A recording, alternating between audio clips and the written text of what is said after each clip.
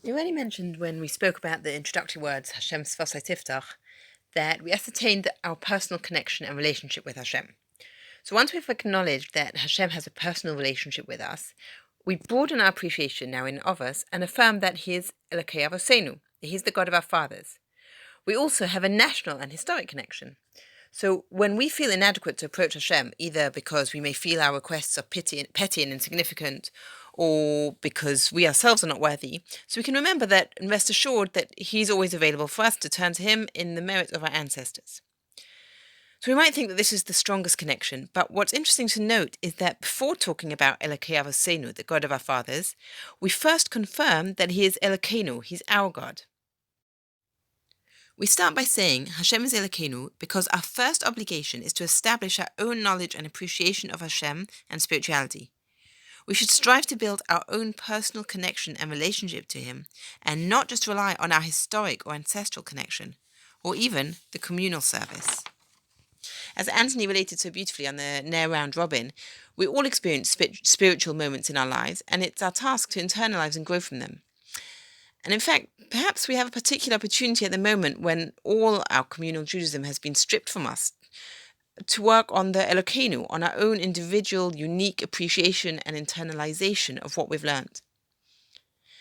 In a way, this message of a personal connection is continued and borne out in the continuation of the bracha.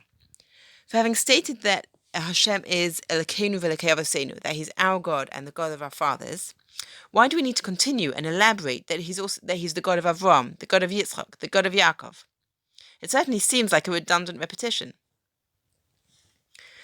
So we're not just referring to a general Zechus Avos, a general ancestral merit, but each one of the Avos went on his own spiritual journey and had a different relationship with Hashem. Avram Avinu was the first to discover monotheism. He looked for God. Yitzchak and Yaakov didn't follow blindly, but each one excelled further on their own path. The Avos introduced Emunah, belief in Hashem, to the world, and they also introduced the three Tefillas. Tefillah itself is a demonstration, mainly to ourselves, of our Emunah. We express that we recognize Hashem as the source of all our needs, knowledge, of health, of livelihood, etc. So Avram introduced Shacharis, he discovered the light. Yitzchak consolidated and kept strong, and Yaakov is the name used when there were struggles, as opposed to Yisrael. His mother told him to leave. He was banished, robbed, left with no possessions. Eliphaz wanted to kill him. He was alone in Lavan's home. His life was troubled and dark and unclear. So Emunah in the darkness of the evening, in Mariv, that's Yaakov's strength. We say Elokeinu v'Elokei Avosenu. May we have the strength to look within us and forge our own strong connection, even in times of trouble.